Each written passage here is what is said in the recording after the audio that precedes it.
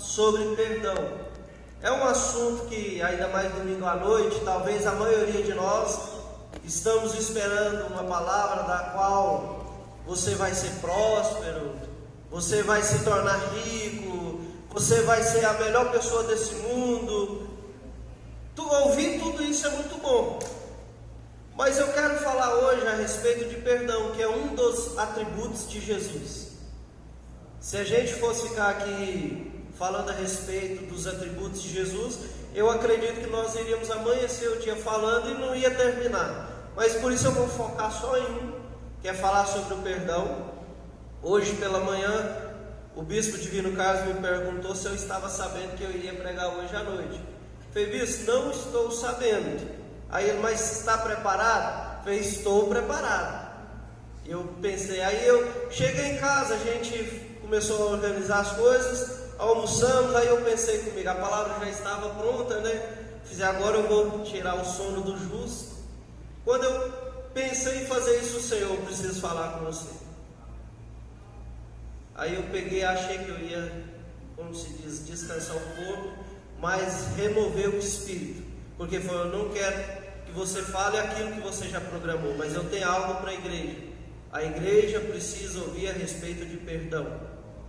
E assim, irmãos, nós, quando Deus fala com a gente, eu falei, Deus, mas por quê, né? Lógico que eu vou falar independente se o Senhor me falar o porquê ou não, eu vou falar do mesmo jeito. Mas o Senhor começou a trazer no meu coração, irmãos, que nós, como igreja, há muitas pessoas no nosso meio que precisam liberar perdão. E eu comecei a falar com o Senhor começou a mostrar, há muitos casais no nosso meio precisando liberar perdão um para o outro, há muitos maridos precisando pedir perdão para suas esposas, há muitos filhos que precisam pedir perdão para os seus pais, tem mães que estão precisando pedir perdão para os seus filhos, pais precisando pedir perdão para os filhos, sentar e falar, me perdoa. Mas pedir perdão, irmãos, eu sei que não é uma tarefa muito simples. E muitas vezes nós, por manter uma postura de orgulho próprio, de achar que somos muito fortes, muito duros, vamos empurrando essa situação. E nós colocamos na nossa mente um ditado antigo, que ele não é certo, que ele diz, o tempo cura tudo. É uma mentira, o tempo não cura nada, quem cura é Jesus. E situações que você precisa mudar na sua vida, vai trazer a cura através de Jesus. E por que eu trouxe, que eu quero falar com vocês sobre Evangelho de capítulo 8, aqui Evangelho de João capítulo 8, irmãos. Aqui nós temos um exemplo muito claro de perdão, que é Jesus liberando perdão para aquela mulher adúltera. Podemos dizer que aqui parece que é um ponto máximo do perdão que um ser humano pode receber. Mas para não ficar só nas minhas palavras, vamos ler. No versículo 1, que diz assim: Jesus, porém, foi para o Monte das Oliveiras. Ao amanhecer, apareceu novamente no templo, onde todo o povo se reuniu ao seu redor. E ele se assentou para ensiná-los. O mestre da lei e os fariseus trouxeram-lhe uma mulher surpreendida em adultério. Fizeram-na ficar em pé diante de todos. Disseram a Jesus: Mestre, essa mulher foi surpreendida em um ato de adultério. Na lei de Moisés nos ordena apedrejar tais mulheres. E o Senhor que diz? Eles estavam usando essa pergunta como armadilha, a fim de terem uma base para acusar Jesus. Mas Jesus inclinou-se e começou a escrever no chão com o dedo, visto que continuavam a interrogá-lo. E ele se levantou e lhe disse: se algum de vocês estiver sem pecado, seja o primeiro a atirar a pedra nesta mulher. Inclinou-se novamente e continuou escrevendo no chão. Os que ouviram foram saindo de um de cada vez. começando pelos mais velhos. Jesus ficou só com a mulher em pé diante dele. Então Jesus pôs-se em pé e perguntou-lhe: mulher, onde eles estão? Cadê os teus acusadores? Ninguém te condenou? Ela respondeu: ninguém, Senhor. Disse ela. Declarou Jesus: eu também não a condeno. Agora vá e abandone a sua vida de pecado. Irmãos, ler esta história, eu confesso para vocês que todas as vezes que eu leio essa história, eu me emociono, porque aqui a gente vê a graça do Senhor Jesus sobre nós. Aqui Jesus ele se coloca como exemplo de alguém perdoador. Nós temos o nosso maior exemplo de perdão, que é Jesus. Aqui nós temos uma história de uma mulher que caiu em adultério. E aqui esta história mostra para nós que os mestres da lei, homens que eram guardiões da lei, e quando eles se diziam ser um guardião da lei, estes homens também eles tinham que ser usados por Deus para trazer proteção para o povo, e não só acusar o povo dos seus pecados, mas visto que estava tudo errado, e Jesus então ali sentado e ensinando as pessoas à sua volta, chega então esses homens com essa mulher, e nós sabemos que tudo isso que eles estavam fazendo, não é, a preocupação deles não era com essa mulher, mas era de achar alguma falha em Jesus, porque a gente presta atenção no texto, eles dizem: Senhor, mestre, a lei diz que nós temos que apedrejar tais mulheres que cometem este ato, mas nós hoje também entendemos que Levíticos, depois você pode procurar lá, Levíticos capítulo 20, no versículo 10, diz assim, que quando um homem e uma mulher fossem pegos em adultério, eles deveriam ser apedrejados. Aqui homens que, entre aspas, eles estavam preocupados em cumprir a lei, mas eles também estavam cumprindo da forma errada, porque cadê o homem nessa história? Não estava. Então quer dizer que aqui já estava tudo errado. Eles estavam tentando incriminar Jesus, achar algum erro em Jesus, e falhando também na lei, do qual eles se diziam ser extremamente vigilantes. E eles acreditavam piamente que eles não deixavam de cumprir a lei em nada. E nesta noite, o que eu quero trazer com vocês? Eu queria que o Mateus colocasse para mim, Mateus, livro de Mateus, capítulo 6, amém? Lá no versículo 14 e no versículo 15. E por que eu falei para vocês no início que Jesus é o nosso maior exemplo de perdão? Bem antes, Jesus disse assim, porque se perdoares aos homens as suas ofensas, também o vosso Pai Celestial vos perdoará a vós. O próximo falou. Se porém não perdoardes aos homens as suas ofensas, também o vosso Pai não vos perdoará. E quando eu comecei a perguntar para o Senhor por que Ele queria que eu trouxesse essa palavra para nós hoje, e essa palavra ela tem que se encaixar no meu coração também, ela precisa falar comigo também, porque há muitos de nós, irmãos, e um dia eu já ouvi isso de várias pessoas, que dizem assim: quem sou eu para perdoar alguém? Eu não tenho poder para perdoar ninguém, a pessoa errou, ela que se vira.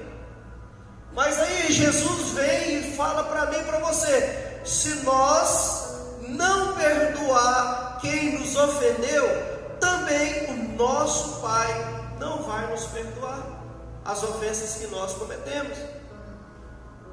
Veja que o assunto, irmãos, ele é muito sério, que nós precisamos aprender a liberar perdão. Porque quando nós começamos a guardar todo tipo de mágoa dentro de nós, e aqui hoje na escola dominical nós começamos até a falar um pouco sobre isso, de pessoas que não perdoam, pessoas que vivem com mágoas em seus corações, elas começam a adoecer. E há muitas doenças físicas que estão nessas pessoas, que é o resultado de mágoas que elas vêm guardando por anos. Talvez são mágoas de alguma coisa que você ouviu do seu pai quando você era criança. Talvez você, esposa, ouviu algo do seu marido que num momento de raiva, de fúria, talvez o seu marido te falou algo que você não esperava ouvir. E eu vou abrir um parênteses aqui, irmãos. Nós homens, às vezes, falamos menos do que as nossas esposas, mas muitas vezes na hora da raiva nós pronunciamos palavras que ferem mais do que um tapa. E é algo que nós precisamos, irmãos, e eu digo para mim mesmo, que nós precisamos vigiar naquilo que nós falamos, porque uma palavra que ela é lançada, ela não volta. E muitas vezes, irmãos, nós ofendemos, falamos, agredimos com palavras.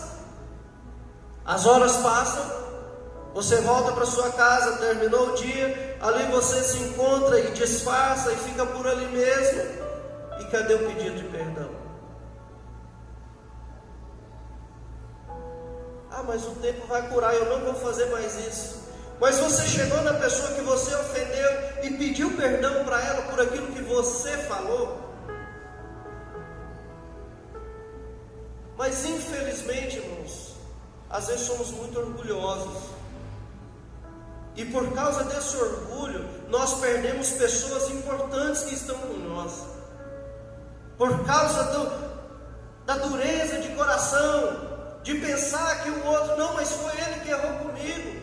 Ele errou, ele vai ter que pagar. E então começamos a agir com justiça própria. Começamos a agir segundo aquilo que nós achamos ou pensamos. E se a pessoa falhou com nós, aí ela já não serve mais. Mas quando nós olhamos para Jesus, irmãos, e vê ali Jesus ajoelhado, escrevendo no chão, e faz essa pergunta para aquela multidão: se algum de vocês aqui ainda não pecou. Talvez hoje você não pecou, talvez há 10 minutos atrás você não pecou. Beleza, pega essa pedra e vamos todos matar essa mulher apedrejada. Vamos cumprir a lei, vamos fazer aquilo que a lei determina. Mas a Bíblia também mostra para nós que um a um eles foram saindo, porque nós entendemos, irmãos, que o meu papel, o seu papel, e hoje eu falo como igreja, não é jogar pedra. O papel do diabo é jogar pedra, o papel do diabo é destruir, é te envergonhar, mas o papel da igreja é perdoar. O papel da igreja é estender a mão. O papel da igreja não é caçar o culpado.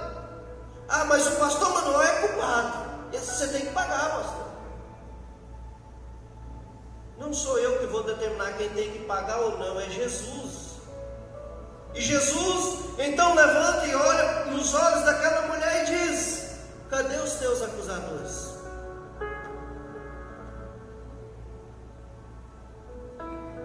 O Espírito Santo diz para nós nesta noite: há muitas pessoas que estão aqui, que no passado pecaram, fez coisas graves, e tem muitas dessas pessoas que até hoje eles deitam, colocam a cabeça no travesseiro e começam a lembrar dos seus pecados que cometeram há 20, 30 anos atrás e sentem-se acusados até hoje.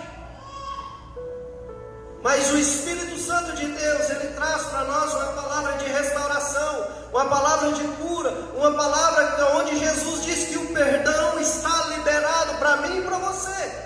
E se esse perdão foi liberado, em nome de Jesus, pare de conviver com as acusações do diabo, porque ele diz para você que você é nova criatura. E a partir do momento que você entender que você é uma nova criatura, criatura, você vai começar a liberar perdão sobre aquelas pessoas que te ofenderam, sobre aquelas pessoas que um dia falaram palavras duras para você. Talvez alguém que te abandonou no momento que você mais precisava, e isso remoe dentro do seu coração. Talvez você fica pensando aí consigo mesmo: ele nunca voltou para me pedir perdão, ele me ofendeu. E um negócio que eu quero dizer para você: o perdão não é sobre o outro, é sobre você. Você quer ser feliz? Ou você quer continuar com essa mágoa dentro do seu coração? Você quer viver cheio de razões? Ou quer ser feliz? Porque o maior problema nosso, irmãos, que nós não liberamos o perdão uns para os outros, é porque nós queremos ter razão em tudo. E um dia uma pessoa disse que a falta de perdão, eu decidi não perdoar a pessoa, é como eu pegar um copo de veneno e eu falar: eu vou pegar esse copo de veneno aqui, eu vou dar para a pessoa tomar para ela morrer, mas ao invés de eu pegar e dar esse veneno para ela, eu mesmo vou tomar. E a falta de perdão, irmãos, muitas vezes eu achando que eu não perdoando, eu estou fazendo algum mal para aquela pessoa. É mentira. A falta de perdão, você está fazendo mal para você mesmo. E eu vou te provar. Se você é magoado com alguém, você pode ir lá para o Japão, você vai chegar lá e vai acontecer qualquer coisa. De repente você lembra daquela pessoa e ressuscita um sentimento de raiva no seu coração. Você pode ir para onde você quiser. Você pode sair daqui de Confresa, embora para Goiânia, você pode voltar para cá, você pode andar para onde você for, mas se você não liberar o perdão para essa pessoa, você não consegue ser feliz por completo. E a grande pergunta para você é: você quer ser feliz ou você quer viver com a sua razão? Há muitos casamentos que estão se acabando porque todos querem ter razão. E hoje nós estamos vivendo um tempo, irmãos, onde cada um quer ser melhor do que o outro, onde cada um quer ter mais razão do que o outro, onde eu digo: Mateus, eu te perdoo, mas não pisa na bola comigo de novo, porque se você pisar, eu vou lembrar do seu pecado. Isso não é perdão. Quantas esposas que dizem: não, marido, eu te perdoo. Beleza, está perdoado. Passa 10 dias, tem uma discussão nova. O que aquela esposa faz? Lembra de pecado que ele cometeu até no dia que ele nasceu. Isso não é perdão, irmãos.